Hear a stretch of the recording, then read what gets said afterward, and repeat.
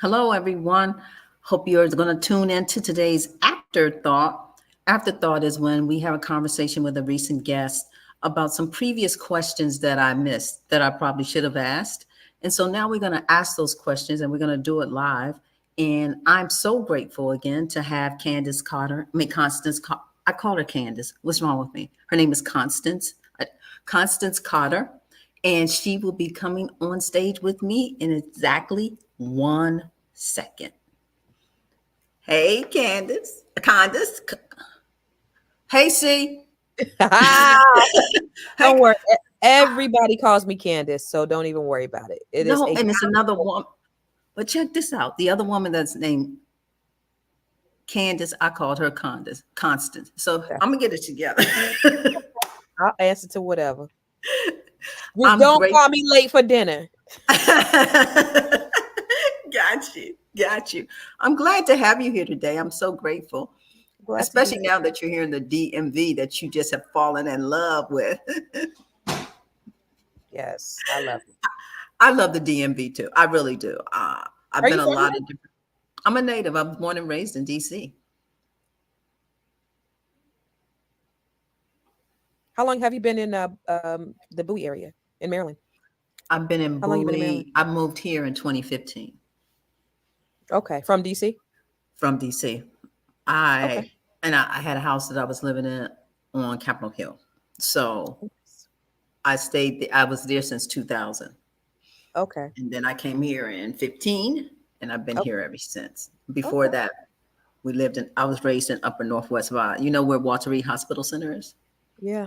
They're doing it's a town center now. They're making it a town center now. That's where I grew up. Oh, nice. Okay, I got a property I'm flipping over there. Really? Hmm. Good. It's a good area, right? Yeah, great area. Yeah. So I wanted to, I got three questions. It's probably going to end up being more, but I got three solid questions. But the first one I really want to talk about when I listened to you and how you shared about your children. And I read something and it made me, when I was listening to you, it made me think of you. So I'm going to read it to you really quickly. Okay. When it says, in the garden of life, a mother's heart blooms with the strength, but the cries of her children for the absent father are like the thorns piercing in her soul. Mm. And so I thought about, because then you shared with me about your daughter and how she felt and how that relationship is a little contentious. And then the thing about your boys listening to the dad on TikTok and how that affected them. And I thought about all of that and I'm thinking, wow, that's really a big thing to have Yeah. to hear your children say to you. But the thing that bothered me a little bit was that you said, and all of this is my fault. And I thought to myself, why do you think it's all your fault? Because I chose him. Um, and not only did I choose this person, but I also probably stayed past the expiration date, and so they endured, I think, a little bit more than they had to. So, but one of the things I was telling my children yesterday, I say, of course they still talk.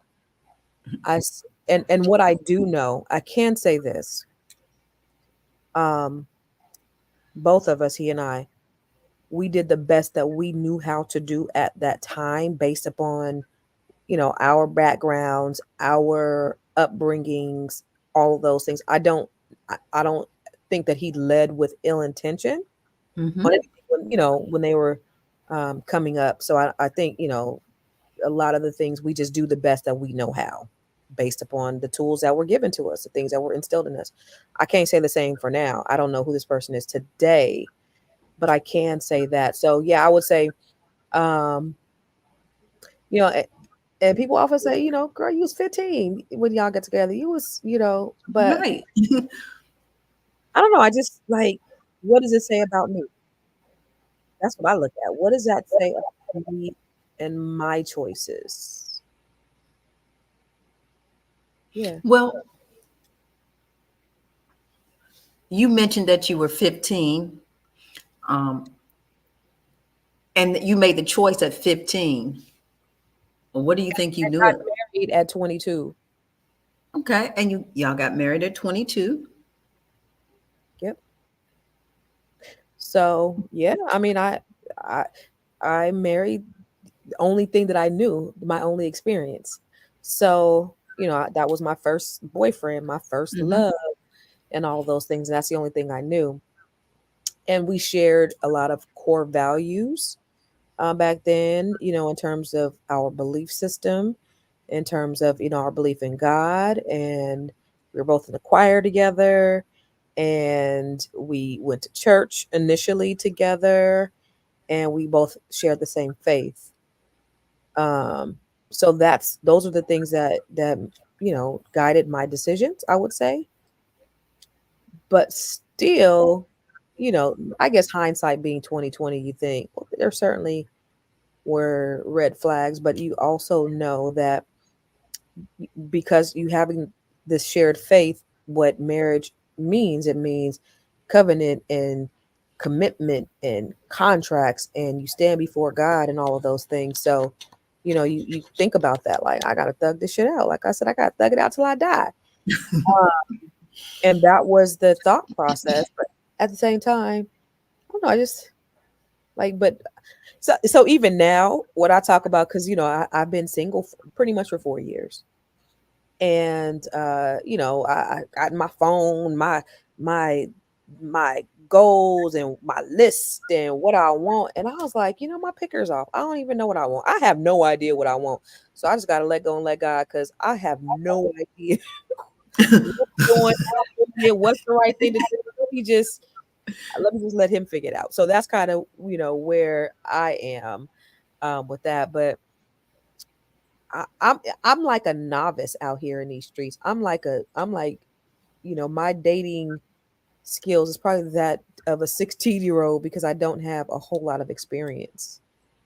And so, I just didn't want to be out here kissing a bunch of frogs. I have my fair share of dates. I ain't, and I don't have a problem getting a date, but I'm extremely picky.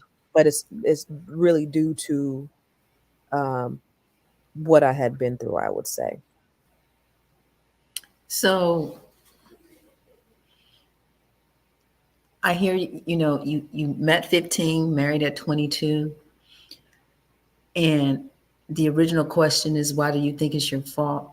But in essence, would you change anything? Um, I don't. Okay, I used to always tell my kids I only have one regret in life, is that I didn't go to an HBCU. Right, that was the only regret I had. I made sure, but no, I guess I wouldn't. That's a hard question, actually, because if I change anything, then that means my kids may not be here. So, that's the best thing that I got out of the entire situation, is I have like four amazing kids. And my kids are like, why did you marry him? And I'm like, you wouldn't be here. And they're like, I would. I just look different. So, you know, it's, But when you think about, so now I'm getting ready to go left. So I'm gonna ask you two questions first. Are you religious? yeah. Okay. So you have relationship. So tell me about your spiritual, because you said to me your spirit brought you here, right? So in terms of your spirit,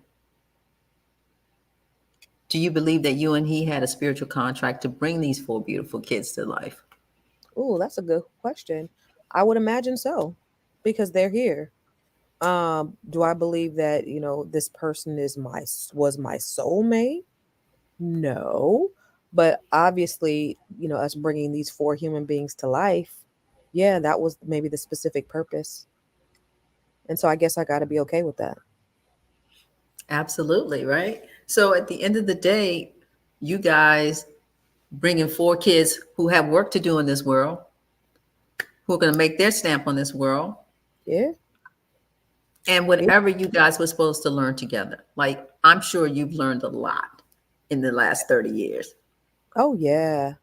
Yeah, extremely. I've done a lot of personal development and, introspection and all of those things. And I can certainly see where I fell short. Um, and that's the only way that you can really grow, is just really understanding your contributions to whatever the end result is. And so, yeah, I've learned a lot. Yeah, of course. At damn near 50, I better. Nobody would never think you're 50, Well, Constance. I'm Nobody would 48. ever I'm think. 48. I'm 48, but I'm almost close to it. It's prime time now. That's what I heard. I heard when you get in your 50s, like you get your groove. And I'm waiting on like my guy to come, because I do a lot by myself and I'm happy by myself and I don't have any issues with being, I'm comfortable now, right? Because it took me a little bit. I remember the first day that everybody was gone. This is the first time I had been alone, probably since I was young. And when we separated, he was like, I want to get the kids 50% of the time. Well, I later found out there was a reason behind it. That was for spousal support or whatever. But being in that big empty house all by myself, it was deafening. The quiet was deafening. And it was something that I hadn't experienced maybe my whole life, or maybe for a very short period. If I'd stayed, I'd never stayed a night at home alone since I've been married, and then having the kids, and just having all the ruckus Hmm. of the children for so long, and then to be at home, for a week, and there's nothing.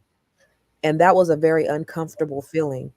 But now I look at it now, I'm good. I enjoy my quiet time. I enjoy traveling alone sometimes. I enjoy doing things by myself, concerts, festivals. I go out, I get sit in. Uh, but now I'm ready, like, to have somebody to be like, yo, let's do it together.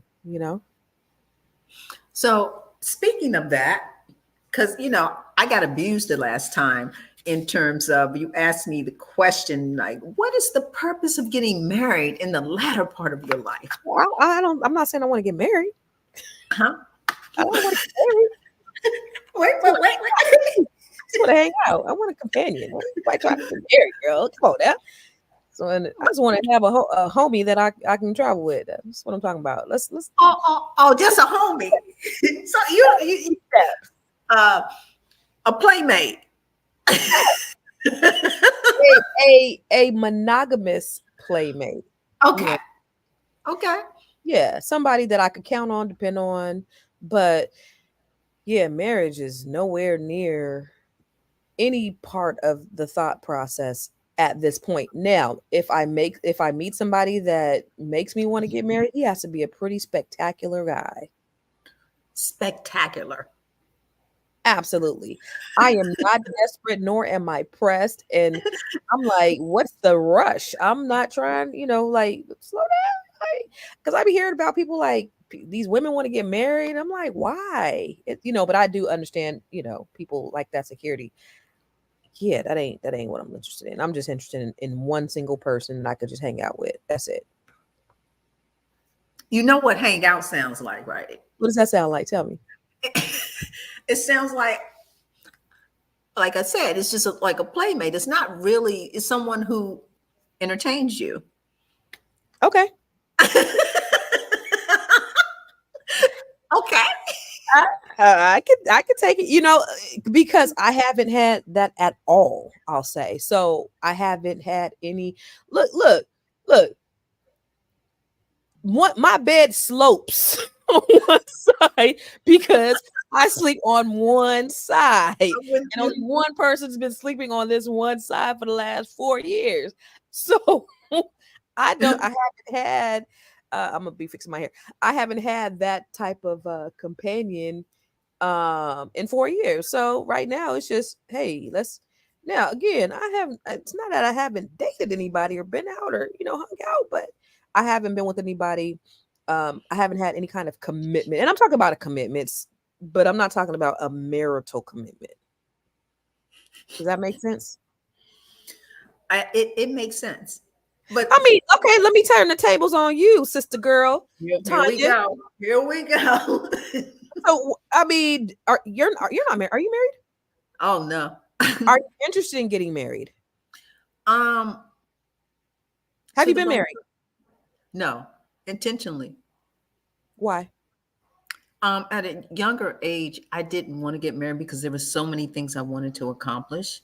Okay. And I felt being married meaning that I needed to commit to having kids and having a family and doing all those things. And that's not what I wanted to do for my life. Okay. So I chose And not to. now? And now? And now, so because part of me is very much of a hopeless romantic. Okay. What do I want to do?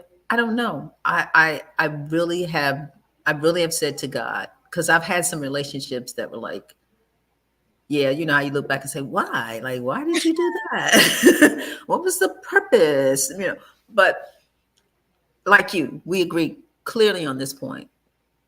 I will depend on God to bring me the person that needs to be right for me. Okay.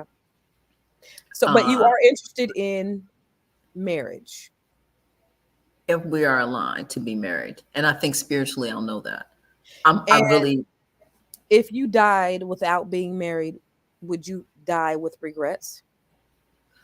um, yes.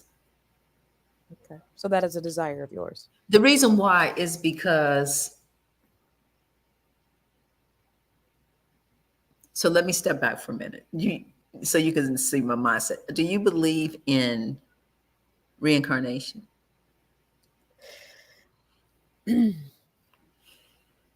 So I can't really say that on here because my daddy might be watching.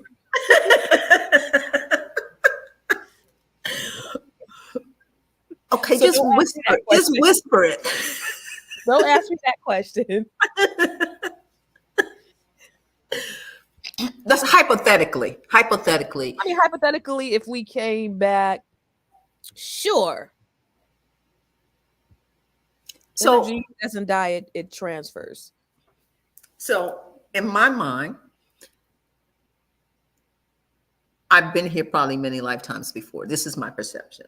Okay. And I think at some point it becomes your last lifetime. Mhm. So just to give you a quick background, I truly believe I'm a very spiritual person. I was brought up Catholic and I never really conformed to Catholicism. One, because I didn't understand um, why the nuns and the priests couldn't have mates. I just didn't understand that. There's a natural order, I think, that Right. that people are born with, right?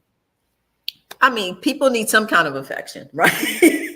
And I just, and for them to see that they could have, I think is part of their demise. And and then when I started to realize that Jesus wasn't really white, the way that I really was turned off by it. So I decided, and I was only made Catholic because my father was Catholic. And that was one of the guidelines. And when you have children, they have to be Catholic.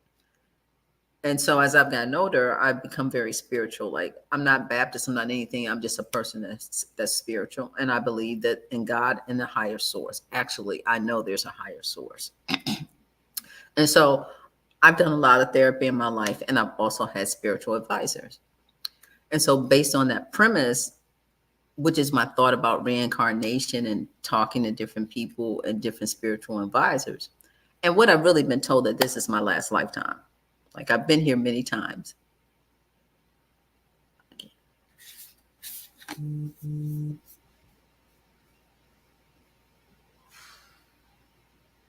Sorry about that. I was on mute. I said you've been told that more than once by different spiritual advisors. That this is my last lifetime, right? Okay. Mhm. And so that would be the reason, the only reason why. And they said I wouldn't plan my last lifetime without a soulmate. And Did you have so, did you have soulmates in your previous lives? yes, And were you married in your previous lives? married and children, yes. Married. Okay. And so why do you think so if this is your last life, this means in this life you've reached the pinnacle and you've done whatever you were supposed to be doing, right? You this in this life. That means you have arrived at that place that you were supposed to arrive at. You've done your mission work, right? It means the lessons that I've come to the earth school to learn, I have evolved to. Okay. And And when I and do finish you this feel life, that way? that should, huh? You feel that way? I feel that I am really close Okay. to what my mission is, which is Okay. even why it's even part of the reason why I'm doing this. Uh, so I really think I'm really close to the mission that I'm here to serve and the things that I'm here to learn. That's dope. And so based on that premises, that would be the reason why I would want a final soulmate. Because at the end of the day, I am a hopeless romantic. I cry. I'm not thug life like you. I cry at smushy movies and all kinds of stuff like that. So that's really who I am at the end of the day. I cry at Black Power. You cry at Black Power? When I see black people doing some things, I'm like, oh, that shed a tear. I receive it. I receive it. So that was my point. So my thing with you is like, hey, you had one mate in your life. You brought 4 beautiful kids into the world. And I think that part of it, I think, don't let that damage you of what you can have that can be so beautiful on the other side. I like that. I receive that. But does that mean it's marriage? Well, what marriage does is gives you a sense of, see, you're good at commitment because you stayed. Right. So you don't have a problem with the commitment part. Correct. So in terms of you guys growing, right? He stopped growing. Mm-hmm. And Yeah. so, and you only growth you can be accountable for is yours. And so the Well, reason why I felt he's, responsible. I did feel responsible for him. and actually it was best that you let because you enabled him. You're right. And so, and the real reason he's angry is because he knows it. And until he stops playing the playing the blame game, he'll realize that I'm responsible for me. We're all responsible for us, no matter who we are, male, female. We're responsible for our own well-being and who we become. I want him to be better. Better. I really do. I don't want him to be bitter. I want him to be better.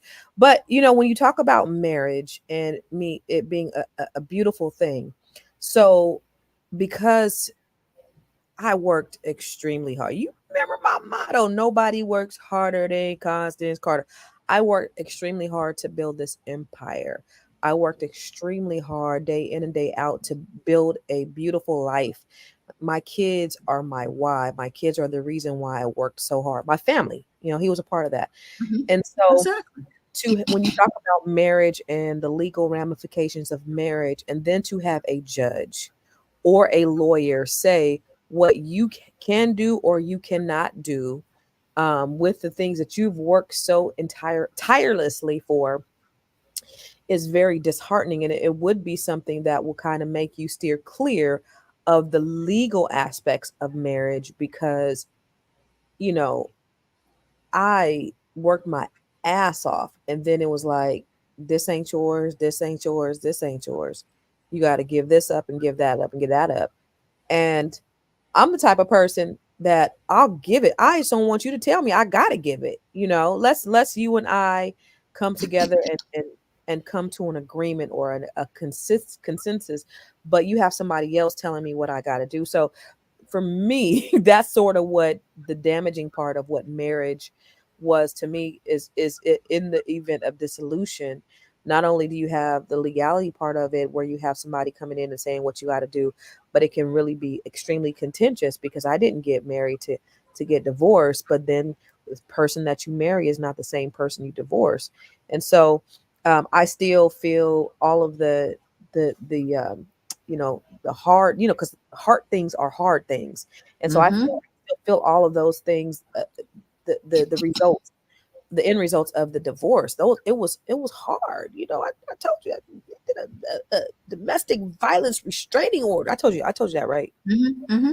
So like those kind of things, which were extremely bizarre, which there was never any domestic violence, but it's like the things that people will bring out of their hat to try to destroy you, even post, like we've been divorced 2 years now, almost 2 years. We've been separated 4 years, and even now it's just like the ugliness and the nastiness that's been a result of it is just the fallout. I'll say the fallout. It's been terrible. So to say I want to get married again when I never thought that was possible is like, I don't know.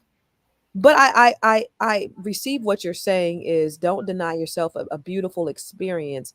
But do we have to do, that's my question. Do I have to do it in within the confines of the white man and his laws? Well, is it the confines of the white man, or is it a spiritual? So let's talk about the legal part. The legal part, I think, the lessons that you've learned for because of all the things that happened, you can have those conversations up front. At 22, you and he weren't thinking of those conversations, Right. right? You had no idea that you were going to excel the way that you excelled. Correct. Neither did he, Right. right? And Mhm. so, and based on that premise, he also was used to a certain lifestyle that you gave him because he was family.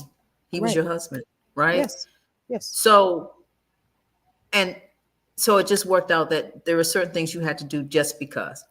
Now, because you guys were not going to be together, did not alleviate you from the responsibility. Just like if it had been vice versa, it would have been the Right. same, correct? 100%. So, and my premise is going forward, I just think what marriage does is it gives, if you're not married and you have the playmate, then you can dissolve it easily without commitment.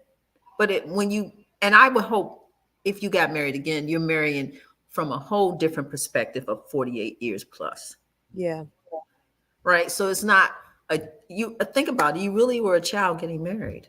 I really was. Like, I'm looking at my kids. My daughter's 25 and she ain't got no business being nobody's wife. And she's like, Right. she said, I feel like if I get pregnant, it'd be like a teenage pregnancy because about this baby over here. And that I was. So if I could go a little bit deeper into, my background, my mother left at 14. And then when I graduated from high school, my dad met someone and he kicked me out. And he married her and her 3 kids moved in and they put me out of the house. They put me out of the house. I was homeless. I was sleeping from pillar to post. And so when my ex and we ended up living together when I was 19. And so my dad, he definitely encouraged me getting married. Back then, I don't want to say I'm feeling like I'm like super old, but when I say back then, and it looks like I'm frozen, but I'm gonna keep talking. Our parents got married at such a young age that they encouraged us to get married at such a young age, and they encouraged that, and it was like the next logical thing for me. So I didn't have the support of a family unit that was encouraging me to go to college or saying that I could stay there, as long as I needed to until I got out on my own. So I didn't have what my children have, that security that I provide to them.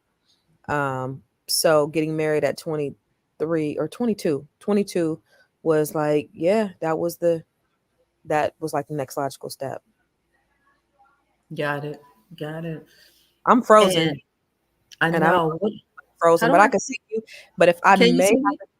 I can't see you, but I can hear you. But I may have to come out and come back in, but I can hear you. Okay. So go ahead and talk because I can hear you. Okay. Let me see.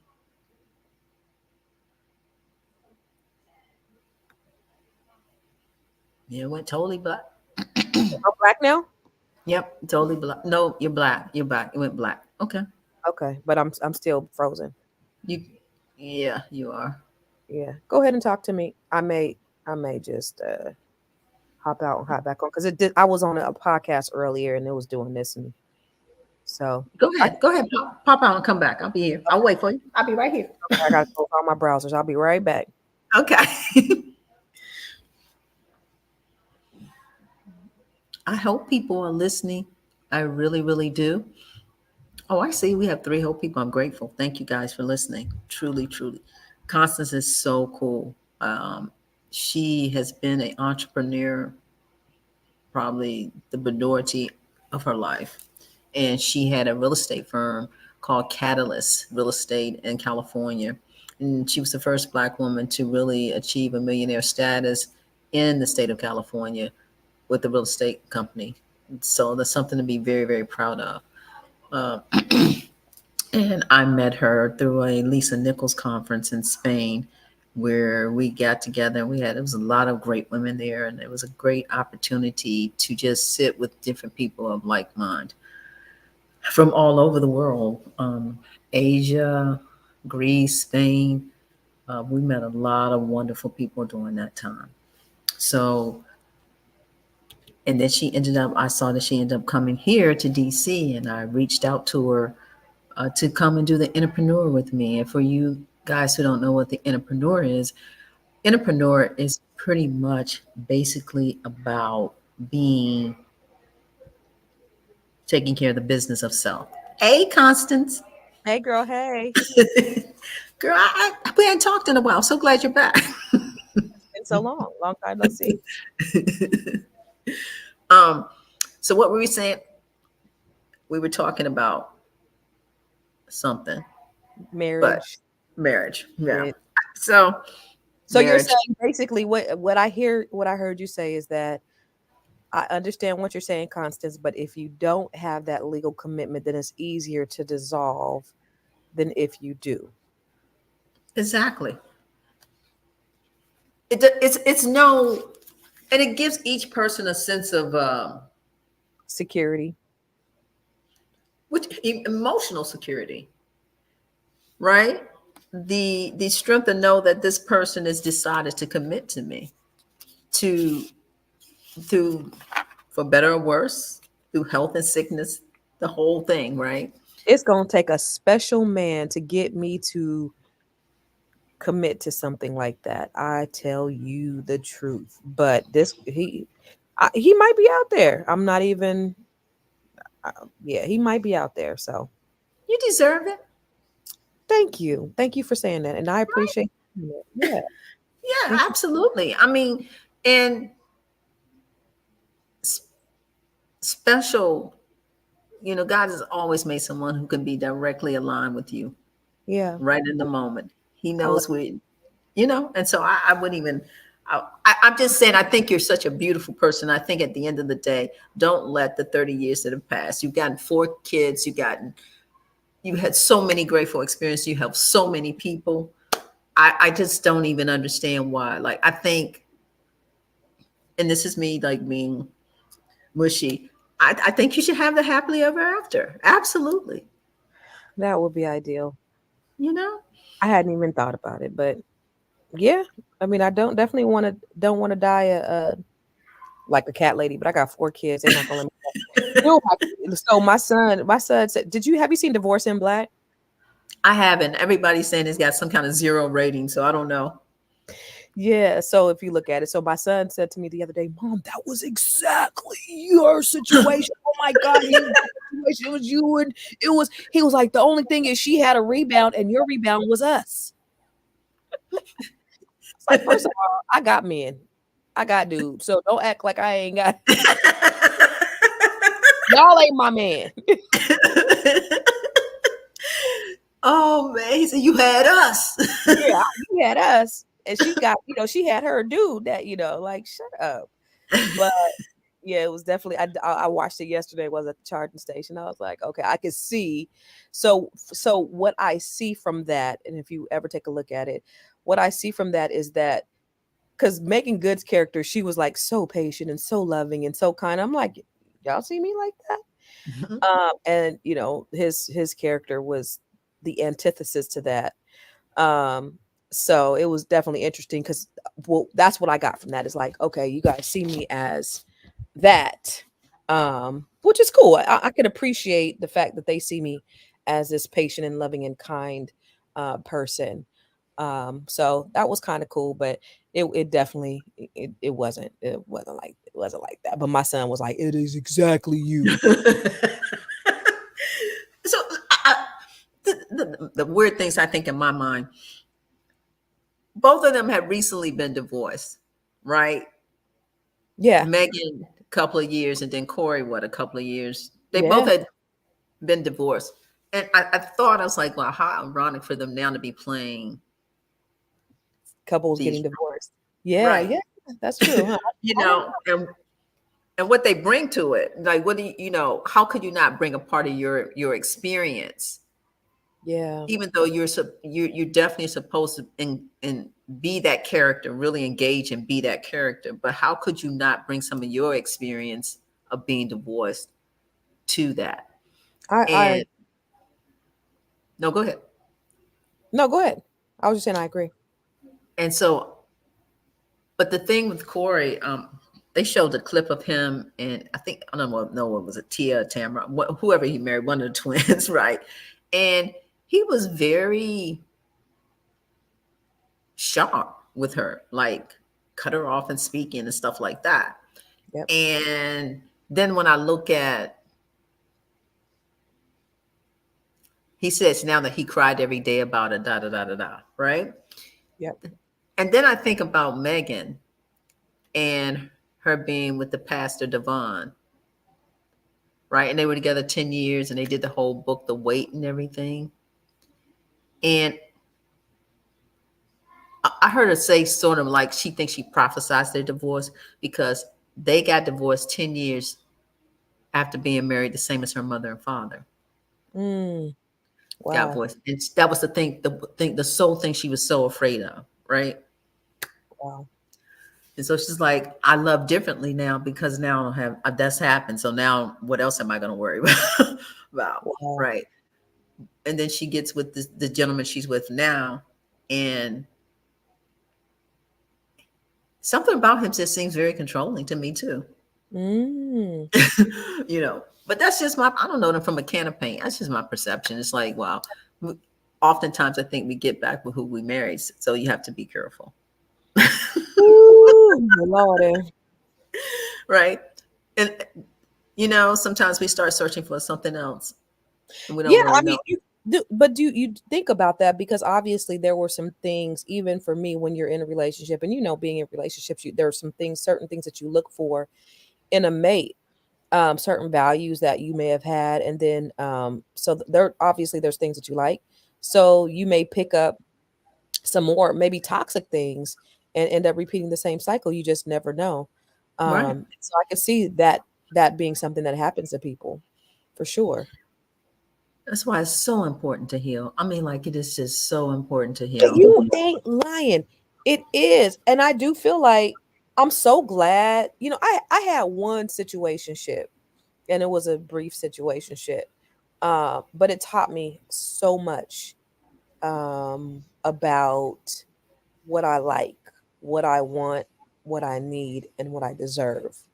And but I'm glad that I had an opportunity to just be and um not be caught up, like go straight from the pan into the flame, you know.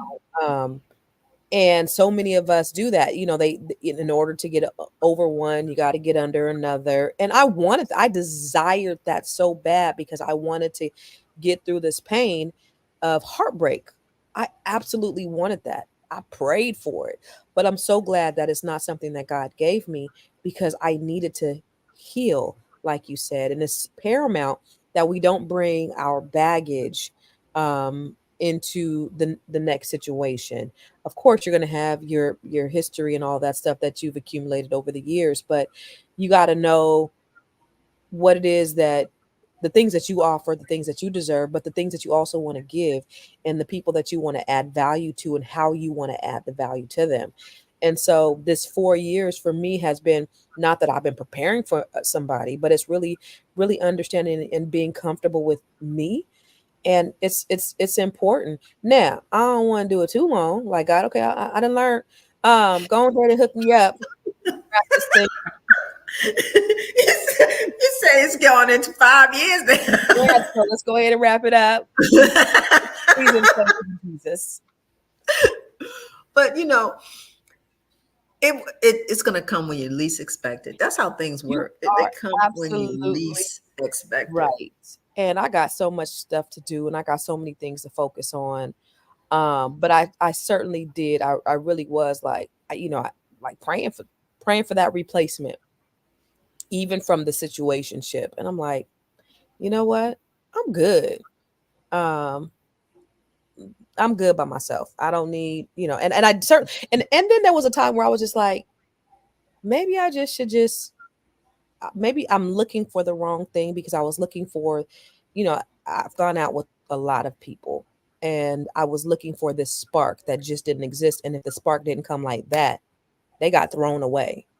They would not get a return call. I'm brutal. And my girlfriend was like, let me tell you a story. You're gonna hate me. Um, there was a guy that I talked to, huh? Did you? Wait. Oh, Go there ahead. was a guy that I talked to. I met him. I was talking to him on the phone, and we were having a great conversation. Now, I typically will. I'll typically ghost somebody, not purposely. It's not like I'm ghosting them on purpose. It was more like I didn't think anything about it. Like after we could have a 2 hour conversation, and then afterwards, I'd never think about you again for the rest of my life, and I've moved on. And then I'd be like, I just didn't. And so my girlfriend was like, "Girl, that is not cool. You need to tell these people that that you're just not interested." And I was like, so I've had some situations where people have been, kind of weird and kind of stalkerish. Like one guy, he was like, I said, "Hey, I'm gonna go on." I didn't tell him I'm not interested. I was like, "Hey, I'm about to go on a hiatus," and he was like, "Okay." And when you coming back? And I was like, "About around my birthday." He's like, "Okay, your birthday is February." I'm like, "How do you know my birthday?" So then he was like, he's DMing me on Facebook, and so I block him on Facebook. Then he starts texting me, and then I block him on a text, and then he finds me on Instagram. I can't believe you blocked me. And then I'm like, so I block him on Instagram, and then a few months later. I'm get on WhatsApp and I see, hey, Constance. I'm like, who's this? And he's like, it's Vinny. And I'm like, what the right? So that kind of situation. And I'm like, so my girl's like, you need to tell people like you're just not interested. So I talked to this guy. We talking for a good long time. We have a great conversation. And so then I said to him, oh, by the way, what do you do? And he got to stutter. Oh, I work for the government. Oh, okay. So you probably got, I hear everybody got these super high clearances. You got a pretty high clearance, whatever. He was like, yeah, I work for the post office. Okay. But I've been on workman's comp since 2020. And I was like, okay. So about 30 seconds later, I got off the phone. So I was like, you know what? I'm going to go ahead and tell him why I don't want to talk to him anymore because he's on workman's comp. Right? Okay, I'm sorry. I don't mean to. Okay. So I sent this Negro a 4-minute voicemail message saying, you're a really great guy, but you're on workman's comp. And I said it 4 times in that 4 minutes. Like, who does that, right? So I'm all proud of myself. I don't know how to do that. I told you I'm 16 years old when it comes to dating. So I sent it to my homegirl and I'm like, hey, I'm thinking she's proud. I said, hey, check this out. I sent this to him. And she called me. She was like, please don't tell me you sent it. And I'm like, yeah, like, aren't you proud? And she was like, oh my God, you could not, right? So later on, I'm driving in the car with my daughter. I was like, hey, listen to this message I sent this guy. And I'm looking at the look on her face. And she was like, and I'm listening to it for the first time. Like, and I'm like, you really sent this man this whole 4-minute message saying that you didn't want to go out with him because he's on workman's comp. No, all you should have just said was, it was great, great topic. So yeah.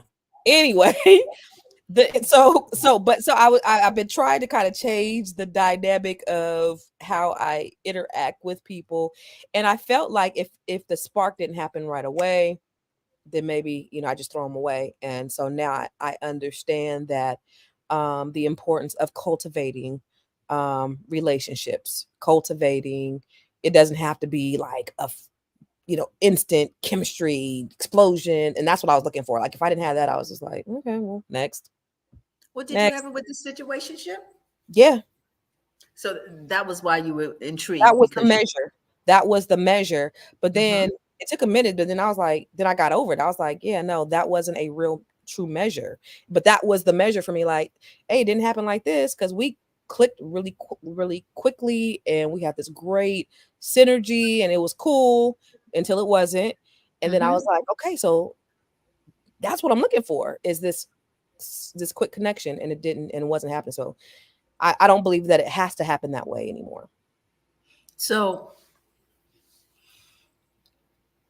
this situationship was after your breakup with your husband, correct? Mhm. So did you find yourself having triggers, things coming up from things that have happened in your marriage that were making you feel maybe certain ways or anything like that? Of course. And then I learned a lot because, coming out of a marriage and the way I dealt with the husband in terms of, okay, well, like it was automatic commitment, right? Because that's what, so I got your back. Like we together. And it yeah, it was different because I was like, I was in um that mode to where I was I think I was probably being more of a wife, acting like a wife than just a Mm-hmm. casual situation, if that Mm-hmm. makes sense. I wasn't Yes, trying to be his wife, but I looked at relationships very differently because I was coming from a person who was married. Does that make sense? mm-hmm. Yeah. So so You can only so act the way you know how to act. right. So that's how I looked at everything, and so now I look at things very differently in terms of when you meet someone, and, you kind of be casual and all of that stuff. So yeah, but that Well, was time. so the other thing I really wanted to ask you was about your purpose. You're frozen again. Can you hear me though? Can you hear me? Okay, now I'm, you're back. I wasn't. I'm sorry, my son just sent me his report card, so I was looking at it. Okay. I was like, is she frozen? No, I'm sorry. Okay. My purpose. Uh-huh. Okay. You all right? I got hot. I've never talked about that situation, but I got hot talking about it. Okay. You be bringing out everything. I don't know what's going on over here, Miss Tanya. I've talked about a lot of stuff that I don't be talking about in public. But what the hell? We got to turn this Zoom off and we are live off, and we what else? Click the T's. Purpose. Yes. You said you like helping people. Like that's Yes. really your thing. Yeah. And what I love what you said about when you were building your business as a real estate firm, that you work from a transformative versus transactional point of view. If you got mama a house, you was getting cousin a house, sister a house, everybody a house, and you were Everybody. everybody helping everybody have generational wealth in that family. Yeah. And now your new journey is that you want to help 100 women Black women. become net black women, excuse Yes. me, black women be millionaires, Mhm. right? Have a net worth. And so I'm asking you this question because you're coming from real estate. How is it that do you think that mentorship and coaching can play a critical role in the economic empowerment of the marginalized communities that are predominantly Black throughout the United States? How is it you making 100 women millionaires? How can they change the trajectory of our own neighborhoods?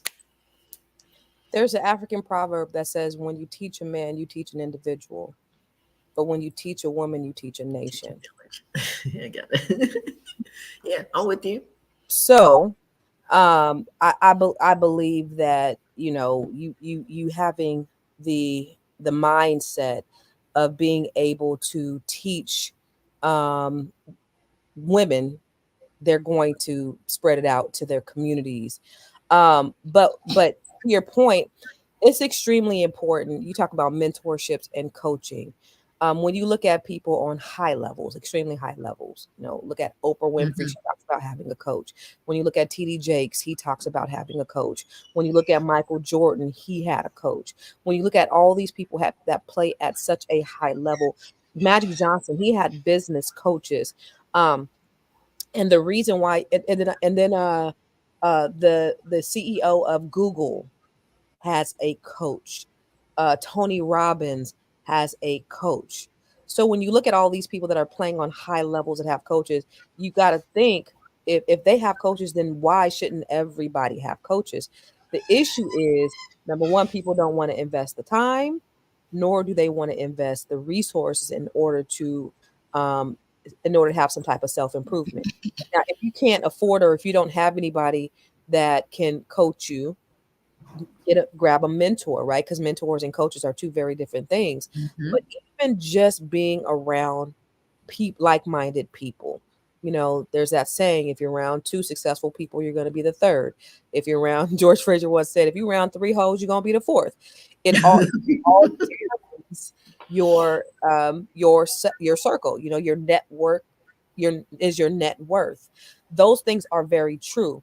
So a lot of times, when you talk about marginalized people or people who are underserved, they probably can't afford to be in certain trainings and coachings and mentorship programs, but just being inside the room. I started in personal development, investing, a couple $100s, just going to conferences or just getting on, virtual trainings or something to pour into myself. So I think people have to be extremely intentional about what they are putting into themselves. Are you putting in Instagram, the Shade Room, Tasha K? What are you enveloping every single day in your life? We all are guilty of our guilty pleasures, but what's going inside most of the time? And that, of course, what goes in comes out. What you focus on the longest becomes the strongest. The things that you're constantly pouring into yourself, that's what's going to come out, right? What goes Mhm. up must come down. What goes in must come out. So having these things, positive influences, are extremely important. But we just have to understand and be intentional about putting those things into ourselves. Somebody keep coming to your office. Mhm. Mhm. Mhm. I can see the That's irritation on your face.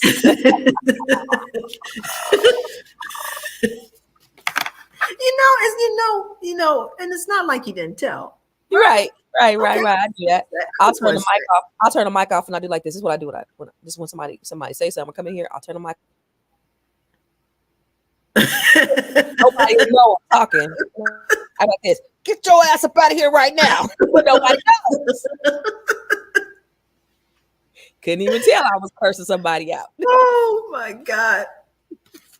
Yeah, Didn't I I've tell got you to stop coming in here that I was going live? right, exactly. I mean, anyway, but I'm over it. Uh, so in terms of, I really think that's wonderful because we need. So I'm big on building that community, and women, I believe, women build back community way different than men. They nurture things differently because that's the way we're built. And so I believe for us to really build back our communities the way we need to, I think women need to be at the forefront. And Agreed. for them to be at the forefront will be the difference in how these neighborhoods come together. I Now, really like that. and you saying 100 women, I'm going to teach them to how to be wealthy, to be millionaires. And then, they teach one that could be some true exponential growth. So I commend you on Exactly. that. I truly, truly commend Something you on like, that. thank you. Um, there's another question I wanted to ask, and that question was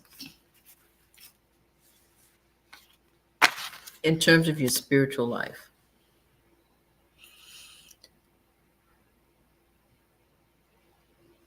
How does that play out in your day to day? So definitely the relationship is extremely important. I don't have a church or anything that I attend here, but I make sure that when I wake up, I call it the ramp method. Mm-hmm. I rise up early every morning. I do my affirmations. I meditate and I pray. And when I pray, it's not like I'm petitioning God for anything. I don't say, God, please bless me with this, please. The prayer is really a prayer of gratitude. God, I'm waking up. I'm in this place that I really love. I look outside, there's trees and this beauty, and I have my kids, and my kids are well. And God, thank you. Thank Mm-hmm. you for me getting up, and thank you for me having a roof, and thank you for all of these abundance of blessings. Like, this is amazing, and you didn't have to do it, but you did, and I'm so grateful. So that's how I communicate. I believe that God knows what I want. God already knows. I ain't got to ask for anything. But of course, there are those times where I'm like, Lord, please, but I do believe that, you know, the need is already out there. The need is already known. And I just try to position myself just to just live in gratitude. I love people. I love to serve. I love to give. I just believe in living in that realm of high vibrations. And even when I was going through the divorce, the reason why I acquiesced to a lot of the demands is because I couldn't do my purpose work or my high vibrational work if I'm constantly staying in this low vibrational place. So I was just like, yeah, give them more, whatever it is. Let me do more, because I got purpose work I got to get to. Like, you're disturbing my purpose work, and just hanging out in that low place is just it's not. And so those are things that you really really have to be intentional on, about how you wake up, the things that you wear. I used to wear black all the time. I make sure I wear bright colors. I try to when I go out, and I still have a whole, most of my closet is black, but Mm-hmm. I try to, all of those things, and bringing this, this higher energy, because I believe all of those things have um, uh, uh, energy. They all carry Absolutely. a certain amount of energy, and so um, that is, it's real. What is the foundation of when you were building your company? In First of all, what made you decide I'm going to do real estate? I'm going to do real estate. I'm going to be a real estate agent. I'm going to sell houses. What made you decide to do that? When I got married, after I got married and had my daughter, about 3 months after, because I had my daughter, I got married 22, I had my daughter at 23, bought my house at 23, my first house at 23. And it was such a horrifying experience. The agent was horrible. She didn't listen. We were dry. It's because we moved, we're from San Jose. In San Jose, we couldn't afford to live in San Jose at 23, buy it in San Jose at least. And I, you know what, I shout out to my ex. He's the one that had the wherewithal and the mindset for us to buy. Otherwise, I would have never bought a house out there. But he was like, we should buy a house. And I was like, okay. So we buy a house out in this little town called Stockton, which was an hour and a half away from San Jose. And when we come out there, the lady would be an hour and a half late. So first of all, we come an hour and a half here. You making us wait an hour and a half. She had no respect for our time. Then, we find a house. She puts us in the house. We tell her what we want to bid. She bids higher because it was a foreclosure. So it was an electronic bid. And we wanted to bid 140. She was like, I got scared. So I bid 160. I think you got it. So now we got, now we're on the hook for, and we're young, right? Right. Then she's like, then the house is a foreclosure. So the people stole the stove, they stole the dishwasher, they stole all appliances, they stole the linen cabinets, they stole the cutting boards. And she said, oh, I'm going to make sure I get you all of that, when you move in. She didn't. So then we had to kind of max out our credit cards just to have the basic necessities. So we had such a horrible experience. I didn't want anybody else to go through that. We lost money on deposits. I didn't want anybody else to go through that. But I also knew that buying a house was such an awesome experience, and what it was able to do. Like, I understood equity. I sat down. The first guy I sat down and talked to, he was a crook. However, he taught me so much in that hour and a half conversation. He was straight up crook. He taught me so much that I didn't know about housing and equity and what it could do for your family and all that. And it was a light bulb. And so after I bought it, I was like, I want to do this I want my family to do this. So before I bought a house, my dad owned the house, but nobody else in my family owned houses. And after that, like, everybody in my family, everybody owns a property or two, but I just saw what it did for me. I saw what it did for my family, and I was like, I want to make this happen for other people. And so this was a great transition into me being able to help people. And so that's kind of how that was birthed. Cool. Everything happens for a reason. It does. It does. I can't be You mad know. at Oprah at all because, if it wasn't for her, they coming in again. If I wouldn't have had the wherewithal to want to do it. So shout out to my first, I was going to say her name, my first real estate agent. As horrible as it was, I went and got my real estate license and I crushed it. But I had a totally different perspective. It wasn't about sales. It was about help. And that was the great differentiator. It really was. Everybody's looking at it from like, they're like used car salesmen. They gotta sell. And I'm like, I gotta help. That's what people want. They don't want you to sell them. They want help. But isn't that the principle for everything in life, really? If we aren't we here to serve each other? Because People don't oftentimes get it. that's how you prosper, right? I mean, you don't prosper from trying to sell people something. People know when you're trying to sell them versus when you're there to really care about them and make a difference for them. But how And you're many people do you see? I'm sorry for interrupting. How no many people worries. on this get rich quick or scamming people because they're after this quick money, but that's short term. But people have that mindset. They ain't about helping nobody. They act like they are, but they really scamming. And they trying to get to the bag and they end up selling themselves short by doing that. They end up losing the bag, That part. Yep. you know, because the same intention you get money is the same intention you lose it. Boom. Right? That's It's the probably why drug dealers don't do well. exactly. Right? Microwave. Yeah. Yep. And I always tell people, I say, I really, if someone just break the fundamentals down of drug dealers, of course the big guys who are selling the big on the end where they're distributing, they're making all the money, but the kids on the corner, Exactly. just go work. You do better working there. You make the same really amount of money at Chick-fil-A. Exactly. You're on the corner for 12, 15 hours a day. And at the end of the day, you could have went to work for Chick-fil-A for 5 hours, 8 hours, and had the same amount of money. They don't get it. Right. And no risk on your life. And no risk on your life or your freedom. Right. So it's like, but if you have a blind spot and that's all you see and no one's told you anything different, you do as the Romans do in Rome. Exactly. And it's really, go ahead. One of the things that I've found, and I don't think we discussed this last time, but I know that just working with a lot of youth that I used to go to, I used to get invited to go to this organization called Fathers and Families. Mm-hmm. And they were a lot of Black and Hispanic males that were recently incarcerated, and they were trying to get back on track. And the only thing that they knew was their hood.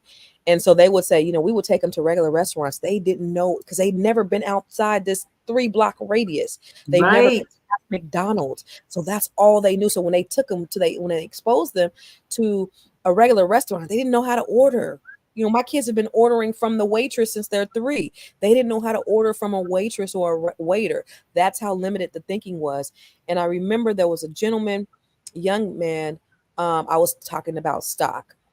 And this guy said, "You mean to tell me I could get more in the stock game than I could in the dice game?" Okay. And the light bulb just went off in his head. Because imagine if I could do the same thing and I could really learn this and I could really make money and not have to risk my life. And his wheels were spinning. And then 3 months later, he gets murdered. Woo. And that's the fortunate part about it.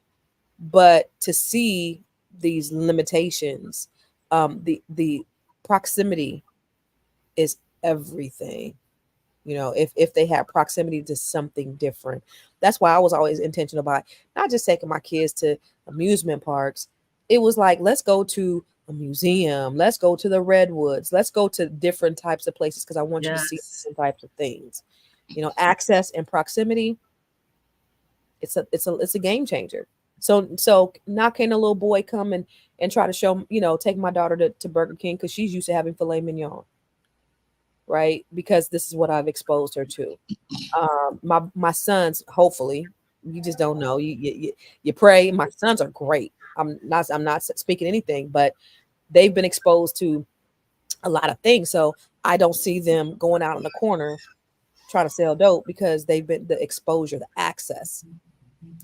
I was at a conference the other day. I know I'm talking, but I was at a conference and they came in again. Huh? Now you ain't gonna look at them. You just like ignoring. I'm not even gonna look at you because you know what you're doing at this point. You know what you're doing. I'm not even gonna acknowledge that you came up in this. But I don't know if you know Jason Fenwick. Do you know Jason Fenwick? He's from here. I do not. So he's an attorney, highly successful. He used to be my business coach maybe 10, 15 years ago. Met him at a conference. Great person. He's one of the owners of Keller Williams, the Premier Properties, right? So, Okay. so my son's going to school and he wants to become attorney.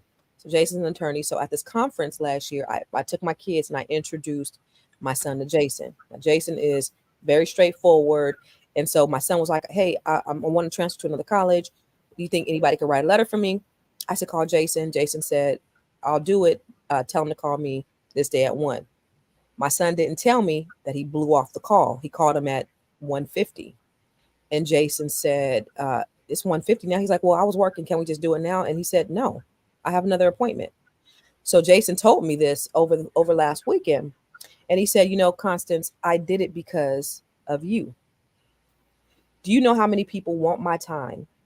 Do you know how many people want my attention? And then he started showing me that he had spoke at this, I forget the organization, but it's these young men are thriving and striving. Some of them go to Harvard. Some of them go to all of these Ivy League schools, and they want Jason's attention. They want him to mentor. Right. But because of my relationship, my son was able to get access, and he squandered it. And one of the things he was saying was, our kids, because they've been exposed to these things, they don't realize the value. So, right. And so I said that to say, I had to have a really good conversation with my son. And I was like, he said that first one was on me. The second one is on you. You got to come to him as a man. He'll still have a conversation with you, but as a man, you're going to have to approach it way differently, and you're not going to get to the front of the line. So if you really want to have a conversation, now you're going to have to go through the proper channels. But it's still cool because they do have certain accesses that a lot of people don't have. And so, like I said, I don't think they'll be out on the corner trying to sell no dope because they've seen so many great things and they've seen so much greatness. And that's awesome. I mean, because kids, their parents is all they know when they come to this world. And so to be able to give them the exposure and the expansion of mind is from such a young age, it makes a huge difference in the trajectory of their life and how they move. 100%. And so I think that's awesome, right? And then what was his response to him, Jason, saying that now you're really going to have to come at me differently, and mom is not going to be able to help you from this point of view. We had that conversation on the phone, and he got real quiet. He got real quiet. I said, yeah, I talked to Jason, and he told me. Oh, he told you? Yeah, he told me. And so, yeah, I was still out, and I was at the conference, and I said, we'll finish this conversation when I get home. And we just had the conversation this morning before he went to work. He was like, Mom, this is all very new, but he said, well, when I get home, let's discuss it, because he had to go to work. But we're going to expand the conversation, and he has to know and understand the brevity of what it is that he has access to, and how, and I'm like, son, I want you to walk in excellence, not in mediocrity. There's kids. I'm gonna tell you one more thing. My other son, my middle son, who's in California right now, when I moved here, I mentioned he did not want to move here. He stayed back in California, his friends, my family, his dad.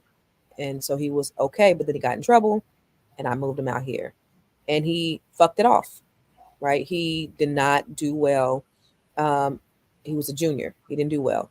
And then so he's in California. He's having a good time. He's with my mom. He's hanging out with his friends. He's doing all the things. And he calls me and he goes, "Mom, I want to go to therapy." And I was like, "Okay, I'll make it happen." And so in my mind, I'm thinking, "Oh, he's around his friends, and he's probably thinking I missed out on so much. Look at my friends, what they're doing. They're thriving. They're doing this. I could have been doing this in basketball. I could have, I'm thinking this is what his thought is." And so the next week he goes, um, "You want to know why I wanted to go to therapy?" And I said, "Yeah, why?" He said, "Because when I came out here and I seen people with all of these adversities and they've been able to overcome them. And, I just moved to the East Coast and how I failed and I failed you and I felt really bad. And I thought that, man, I disappointed you." And I was like, "No, son, no." I said, "You got to give yourself grace. Your Mm-hmm. freshman year was COVID, sophomore year, divorce, junior year, you moved to the East Coast. Like you're still going to college, still accepted to an HBCU by the skin of his teeth, But he's in. but he's in. You have an opportunity to change your life at this point." So the appreciation when he said, "I'm seeing all these other people that have had even more adversity than me and they are thriving." So now he's overthinking and thinking, "God, I really disappointed my mom."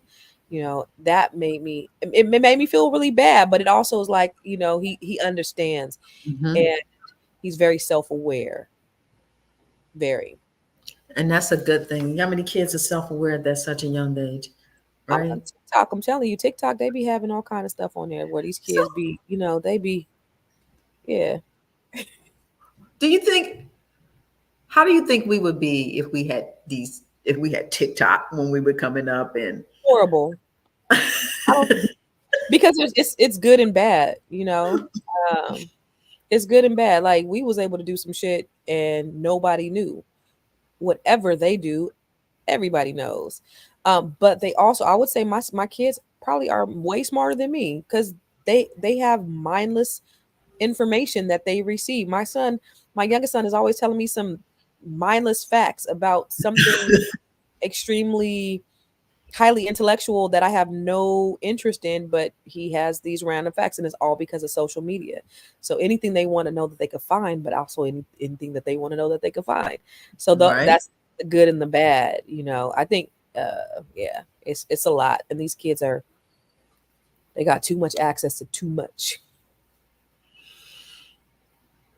I look at my goddaughter who is 5. I mean, just extremely, extremely understands the context of things that I would never think she would understand, and understands how to work a iPhone, Like a pro. and I have no concept because I'm a droid person anyway. So part of the reason I don't have any thought process about, I mean, I'm sorry, I'm a droid person. I mean, someone has to do it. I'll be the one to be. Green bubble struggle. Nobody wants to talk to you, and you guys ruin group chats. I just want to let you know that nobody wants you in the group chat.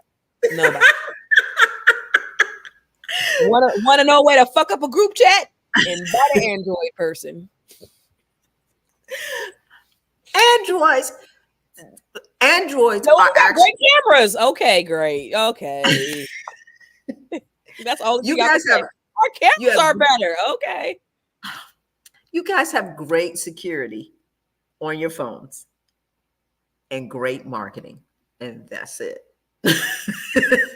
The operating system isn't better. It's the marketing that they did from the first time the iPhone came out was, Yeah, and they have not missed a beat from everything from each phone to the next phone to the next phone to the iPod to the iPad to the you're everything. right about The that. marketing is immaculate. You're right I about that. don't think their operating system isn't better than the Android. Well, if y'all, if you guys had a blue iMessaging, then I think that we can have a conversation and you will be invited to the cookout.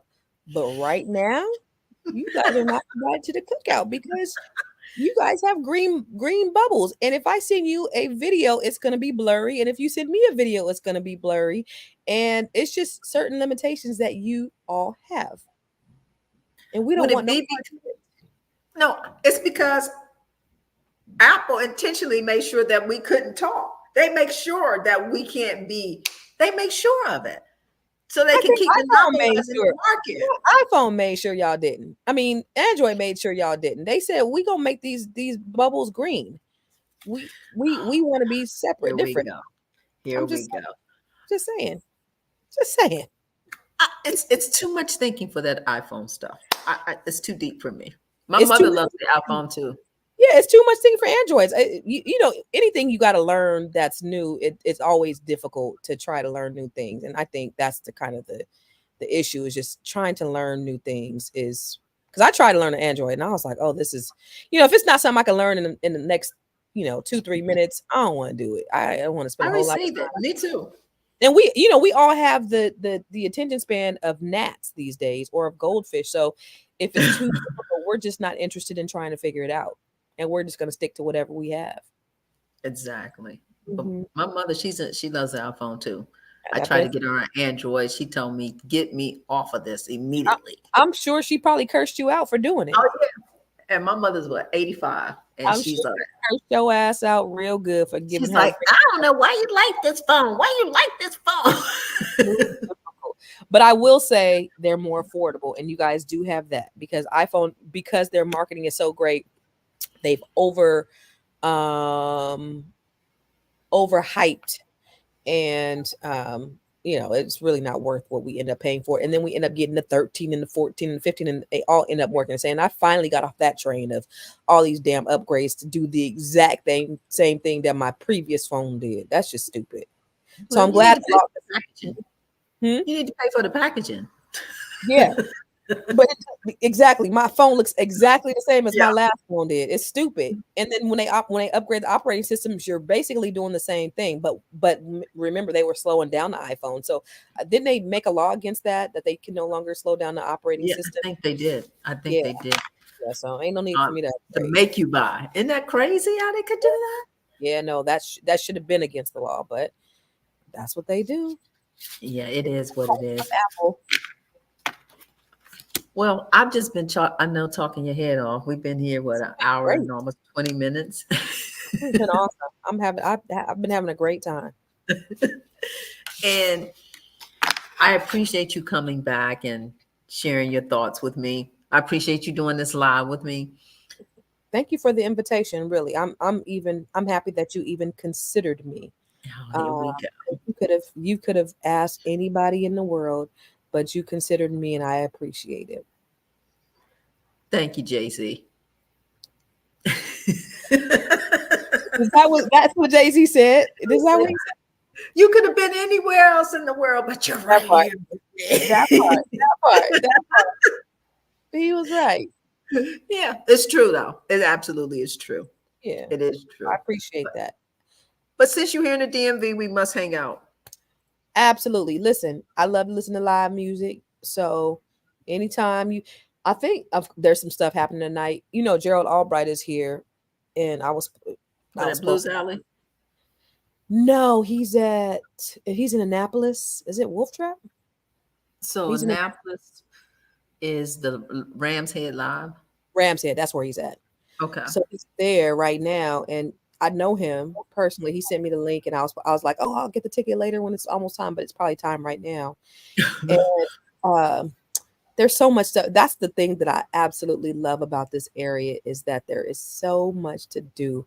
When I was in the Bay, we had one place, which was Yoshi's in Oakland, and it wasn't something going on every day. But the other day I heard somebody saying if Biden drops out, Gavin Newsom should take his place to run for president. And I'm like, have y'all seen Oakland?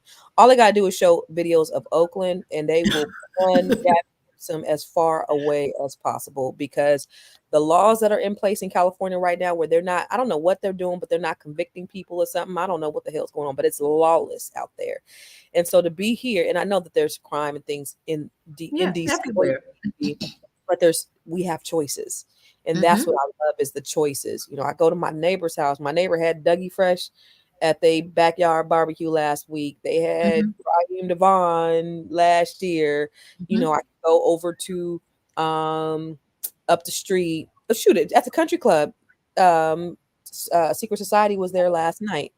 I was gonna go, but them tickets were $92. And You my like first, a little go-go, huh? I love go go. Love. I didn't even know what go-go was before I moved here. And people would say go-go. I was like, yeah, yeah, doing the butt, whatever. But when I got out here, I was like, yo, this joint crank. Because I'm a musician. And so I love listening. What you play? If I if I show you my basement, my basement is a mess, but I'm gonna show you. Y'all, you see this right here? Okay, what? I You got like 20. play the bass. Oh my God, that is so cool.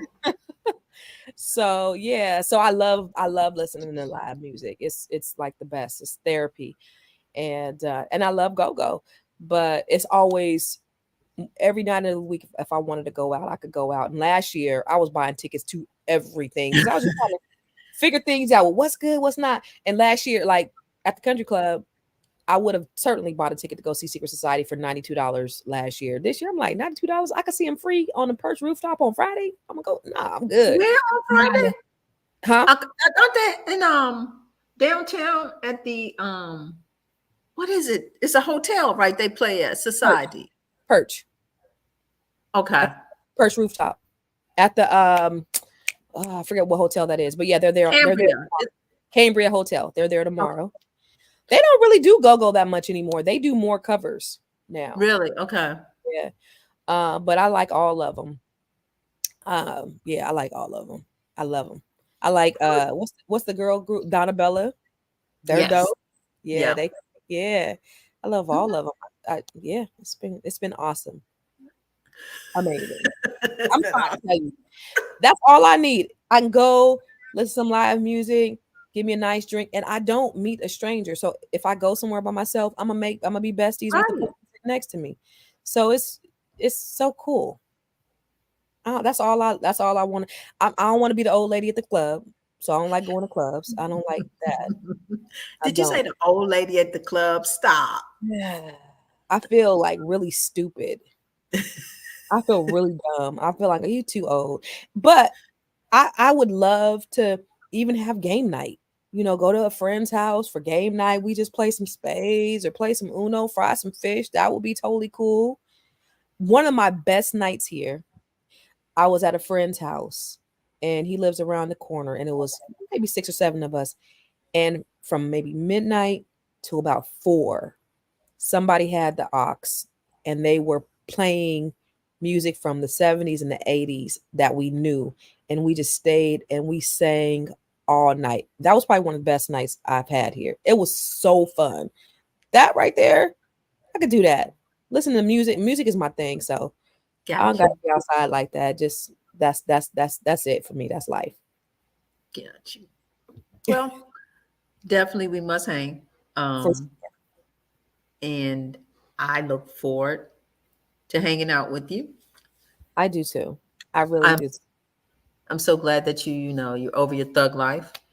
I I'm hope. still a thug at heart. So Okay. I was out with a guy one time, and he was like, "You're so sophisticated." I was like, "You'd have no idea." You might think I Don't let the smooth taste fool you. am. Not at all. I can, but I can play it well if I need to. The code switch is real. Exactly. Exactly. Sheesh, that's funny. Yeah, definitely. And I hope I've talked you into the opportunity of maybe looking at marriage as a possibility in your life. When you put it that way. And so maybe I was placing limitations, and maybe that's the reason why God hasn't sent me when I wasn't ready. So Right.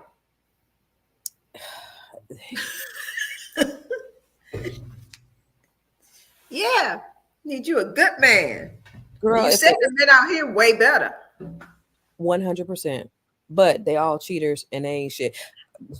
Yesterday it's so funny because somebody had DM me. Somebody had before I even came out here. This guy was DMing me, and then he was asking me to go out with him, asking me to go out with him, asking me to go out with him, and finally, this was in my note. I said, "No, I'm not going out with you." Yesterday, he posted on his page that he had been married to his wife for like 20 plus years, and I sent it to I was like, "And this ain't shit news." I'm so glad I didn't go out. But it's a lot of that too. So, that I do understand that, that's part of the game. And the men are way better out here, but I know that they also do play a lot of games. Do you believe in internet dating? I'll be on the dating apps. Very overwhelming and underwhelming. It's a lot. I'm on a lot. Yeah. Okay. It's very overwhelming and underwhelming. So it's a lot of options, but it's like very little like fireworks. So yeah, I'm on the apps. I've met some people on the apps, but I get extremely bored with the apps. Extremely. It you got some Aquarius in you. That's what that is. Yeah, you on that cusp. You got some of that Aquarius in you. So that's why you kind of like Wishy washy. Is mhm. that what that means? It means I'm wishy washy? No, it just means, you just you air. You got some air in you that just, it's all over the place sometimes. Yeah. Yeah. Yeah. Yeah. I mean, one day I will settle down. But the marriage thing that's a big one. It's I just want you to find somebody to play with That part. That's all I want right now. and to play with. Right. And then Then, marriage blow my mind. I just don't want to kiss a bunch of frogs. I don't blame you.